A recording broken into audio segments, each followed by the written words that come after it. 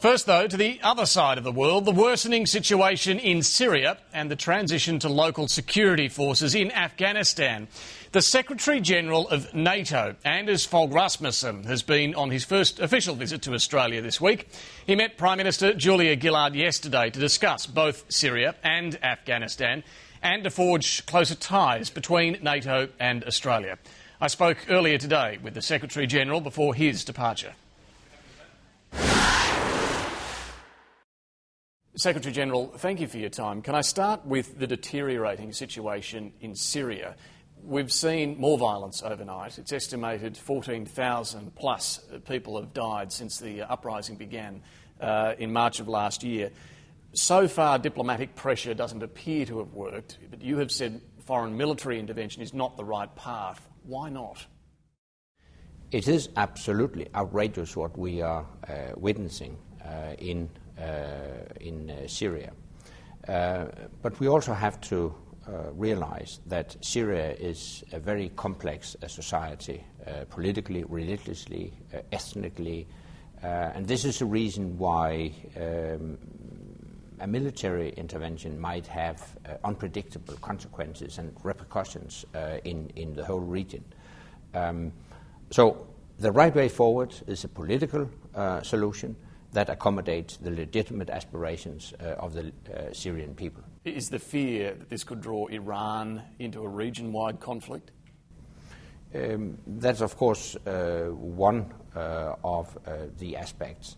The bottom line is that no regime can, in the long run, neglect the will of the people. So we urge the Syrian leadership to introduce freedom and democracy in Syria. You've also been critical of Russia for not backing a UN Security Council resolution to get tough with Syria. Do you share the view that Russia has been arming Syria with attack helicopters and other munitions? What I can say is that if Russia has provided the Syrian regime with military equipment, it serves to undermine the Annan plan, which I consider the best basis for finding a political solution in Syria. I appreciate that all Security Council members have supported the Annan plan, and I think all members of the Security Council should do their utmost to reinforce the Annan plan and not undermine it. Well, when we talk about military intervention, possible NATO intervention, Turkey has complained about the cross-border shootings from Syria and threatened to invoke NATO's self-defence Article number 5. What does that mean? Could that draw NATO into a military intervention? Obviously, we monitor the situation closely because one of our allies, Turkey, is a neighbor of Syria, and what is going on in Syria may have an impact on Turkey. And if an ally requests consultations within NATO, we will, of course, have such consultations. But so far, there's been no request. But if Turkey were to request or to invoke that self-defence article, is that a trigger for military intervention? That's a hypothetical question, but as I said, we take it seriously, and if any ally requests consultations on a security matter, we will have such consultations and take decisions based on the outcome of these consultations. Let's turn to Afghanistan. The French President Hollande says France will start within weeks withdrawing its combat troops from Afghanistan. Now, you've said you don't think this is going to lead others to rush to the exits. But why, after almost 11 years of war, should we be confident that in 2 years we can achieve what so far I suppose we haven't? Because we have built up a very capable Afghan security force. By the end of 2014, when we expect the Afghans to take full responsibility for the security, we will have around 350,000 Afghan security forces, police and military. And even more importantly, we will have strengthened their quality. And we have already seen the Afghan security forces in action. They have taken the lead of around 40% of all our security operations. They have handled recent security incidents in a very professional manner. And some weeks ago, I visited Kabul and saw with my own eyes Afghan Special Operation Forces in action, and I was very impressed by what I saw. So based on that, I'm confident that they will be able to take full responsibility by the end of 2014. Beyond 2014, there will be a new NATO mission. Australia has signalled that it's willing to take part and willing to possibly provide special forces. Will Australian special forces, in your view, be needed? We appreciate very much the Australian commitment to our operation, including the contribution of special operation forces. I will not exclude the possibility that special operation forces will also be needed after 2014. But I have to stress that the current combat mission, the current ISAF mission, will end by the end of 2014.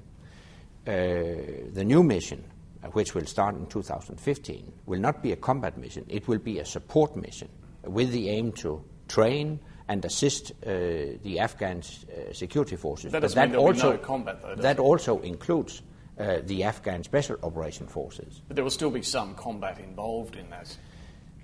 It will not be a combat mission. It will be a support mission. But of course, we have to make sure that our trainers can operate in a secure environment. So self-defense will, of course, be needed. What about the role of the Taliban? This withdrawal timetable is seen as important in getting the peace talks back on track between the Afghan government and the Taliban. What role do you envisage the Taliban playing post-2014? Well, that will very much depend on the Afghans themselves. Our position is very clear. If certain conditions are fulfilled, we should give a political process a chance.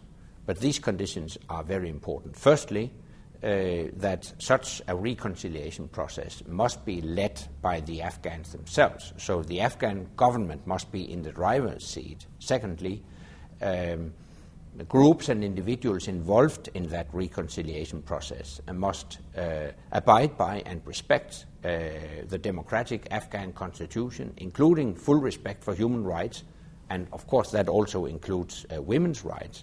And finally, they must also cut links with terrorist groups and abstain from violence. If these conditions are fulfilled, I think we should give a political process a try. Have you been disappointed by the lack of progress on this so far? We have not seen much progress. And I don't know whether the Taliban leadership is sincerely engaged in such a political process. But what I do know is that the best way to facilitate a political solution is to keep up the military pressure so that the Taliban realizes that they have no chance whatsoever militarily. How does announcing that we're withdrawing or transitioning by the end of 2014 keep up that military pressure? Because the Taliban will realize that while we gradually withdraw international troops, we will at the same time build up a very strong Afghan security force. So the Taliban will be confronted with their own compatriots in the Afghan security forces. And what about the role of Pakistan? The US has withdrawn its negotiators from Islamabad, who are there trying to negotiate the reopening of supply routes, NATO supply routes into Afghanistan. It looks like that's not about to happen. Are you disappointed about that? And how would you characterise Pakistan's cooperation when it comes to finding peace in Afghanistan? Well, it goes without saying that we need a positive engagement of Pakistan if we are to ensure long-term peace and stability in Afghanistan and in the whole region. And obviously, I'm disappointed to see that The transit routes through Pakistan are still closed. We hope to see a reopening in the very near future. Having said that, I would also point to the fact that in the meantime, we have reached agreements with a number of Central Asian countries to open transit routes through Central Asia and through Russia. So we have different options. It's more costly, though, isn't it, those other options?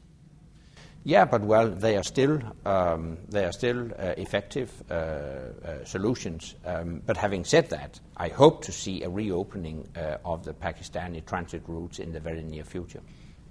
Given the praise that you've offered Australia for its role in Afghanistan, the sacrifice that we've made there, the commitment that we've made there, is it surprising that Australia is struggling to get a seat on the UN Security Council up against Finland and Luxembourg? Surely you would agree there is a strong case for Australia's involvement on the Security Council. First of all, I would like to stress that NATO as an organization never interferes with the UN election processes. No doubt that all the candidates are qualified candidates for the UN Security Council, but I think you understand why NATO as an organization abstains from interfering with that process. Secretary General, thank you. You're welcome.